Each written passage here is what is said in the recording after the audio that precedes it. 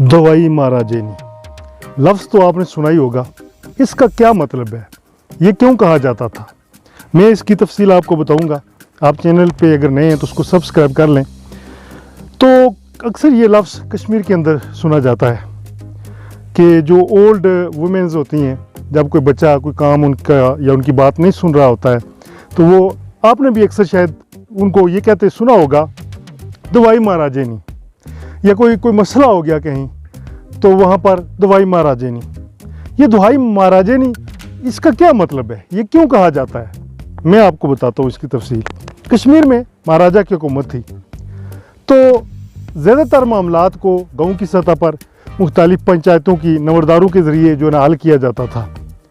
लेकिन जब किसी की कोई सुनवाई लोकल सतह पर नहीं होती थी तो वो ये कहता होता था दवाई महाराजेनी, यानी कि अब मैं अपनी आवाज़ को महाराजा तक पहुंचाऊंगा या गी। ठीक है, तो इस वजह से ये दुहाई का मतलब होता है शोर गुल।